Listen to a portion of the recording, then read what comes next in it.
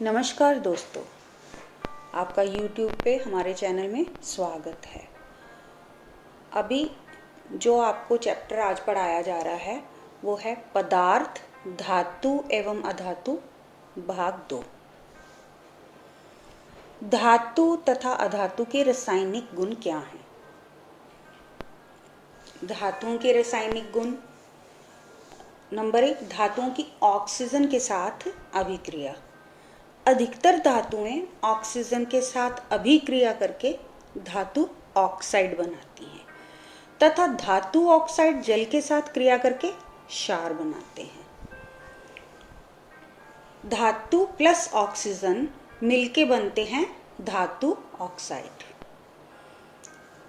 धातुएं जैसे लोहा, तांबा, एल्युमिनियम, मैग्नीशियम, सोडियम आदि ऑक्सीजन से संयोग करके अपना ऑक्साइड बना लेती हैं। नंबर 1 है लोहे की ऑक्सीजन के साथ अभिक्रिया। जब लोहा जल की उपस्थिति में ऑक्सीजन के साथ अभिक्रिया करता है तो आयरन ऑक्साइड बनाता है। आयरन ऑक्साइड को सामान्य भाषा में जंग कहते हैं।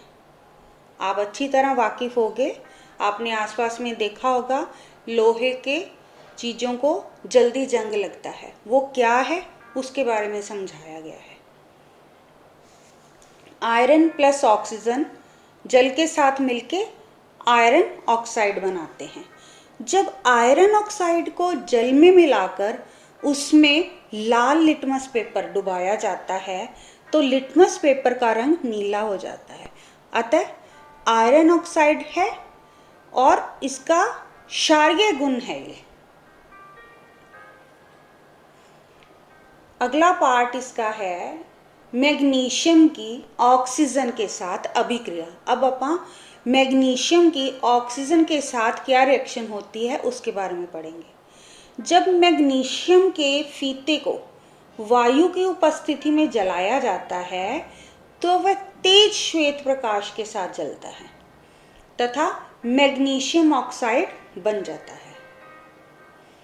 मैग्नीशियम और ऑक्सीजन मिलके क्या बनाते हैं?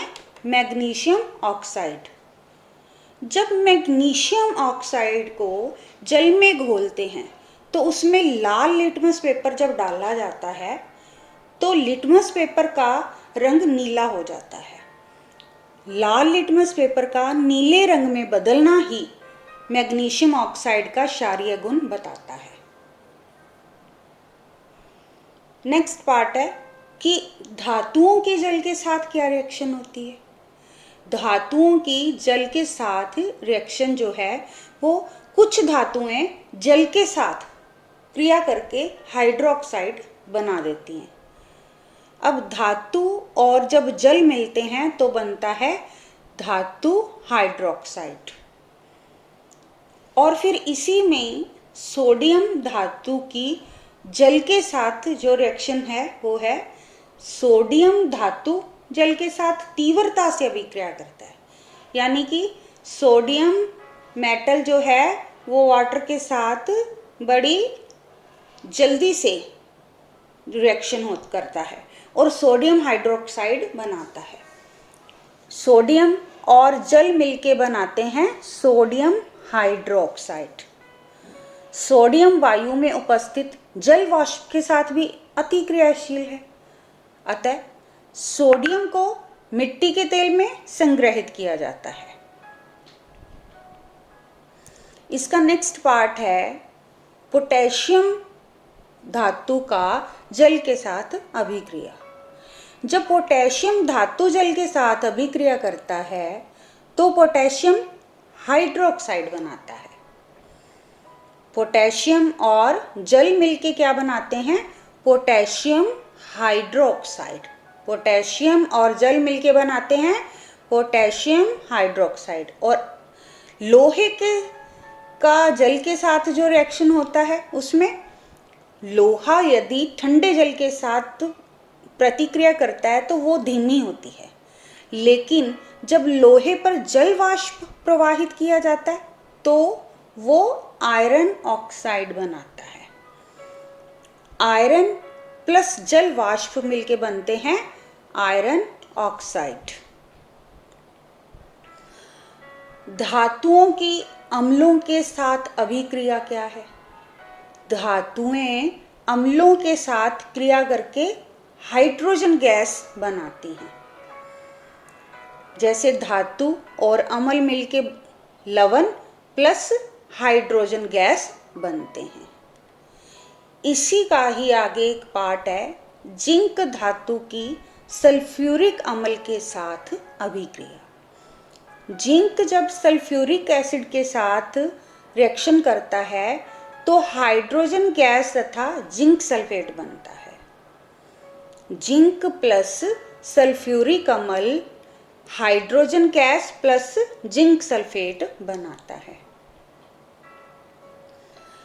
कैल्शियम की हाइड्रोक्लोरिक अम्ल के साथ क्या अभिक्रिया होती है?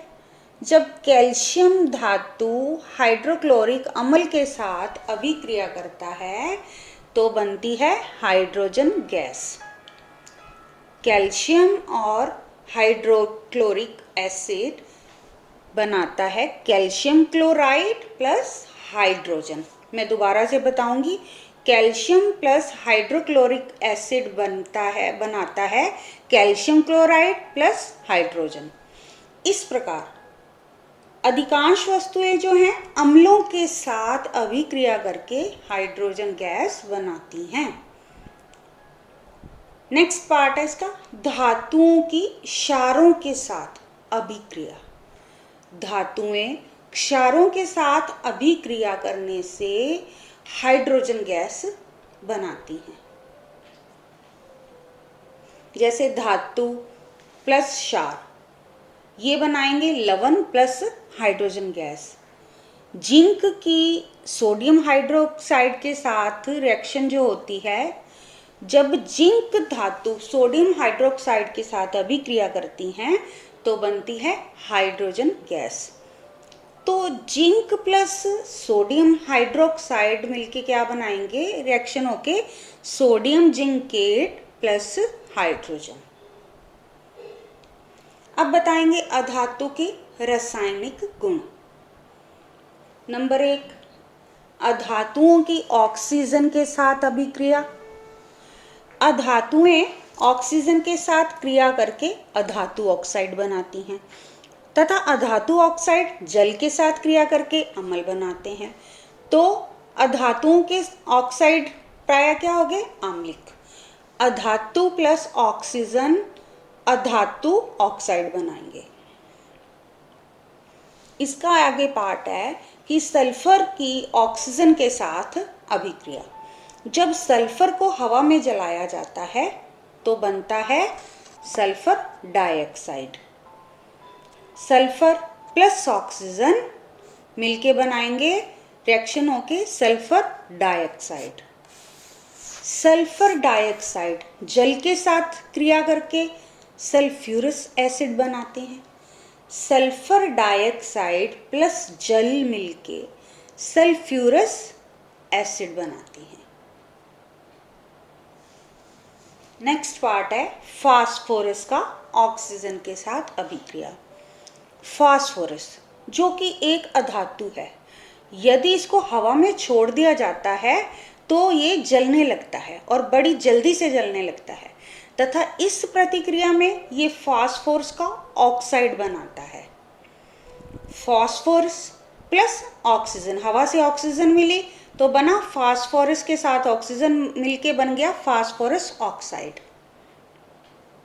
फास्फोरस ऑक्सीजन के साथ ये अति क्रियाशील है, अतः फास्फोरस को जल में संग्रहित किया जाता है।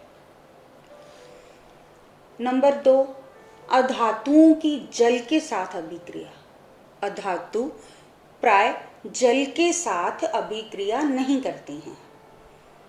और नंबर 3 है अधातुओं की अम्लों के साथ अभिक्रिया। अधातु प्राय अम्ल के साथ भी अभिक्रिया नहीं करते हैं। नंबर 4 है अधातु की क्षार के साथ अभिक्रिया। अधातु क्षार के साथ अभिक्रिया करते हैं, परंतु ये प्रतिक्रिया जटिल होती है, जिनका अध्ययन आप उच्च कक्षाओं में करोगे। विस्थापन अभिक्रियाएं। अधिक क्रियाशील धातु द्वारा धातु की यौगिक से कम क्रियाशील धातु का विस्थापन किया जाना ही विस्थापन अभिक्रिया कहलाता है। अब जिंक का कॉपर सल्फेट के जलीय विलयन से विस्थापन। जब जिंक धातु को कॉपर सल्फेट के जलीय विलयन में डाला जाता है तो कॉपर अलग हो जाता है तथा जिंक सल्फेट बन जाता है। कॉपर सल्फेट प्लस जिंक बनता है जिंक सल्फेट प्लस कॉपर। इस रिएक्शन में जिंक मेटल कॉपर से अधिक अभिक्रियाशील है, जिसके कारण जिंक कॉपर सल्फेट के जलीय विलयन से कॉपर को विस्थापित कर देता है। लोहे के कील का कॉपर सल्फेट के जलीय विलयन में क्या अभिक्रिया होती है?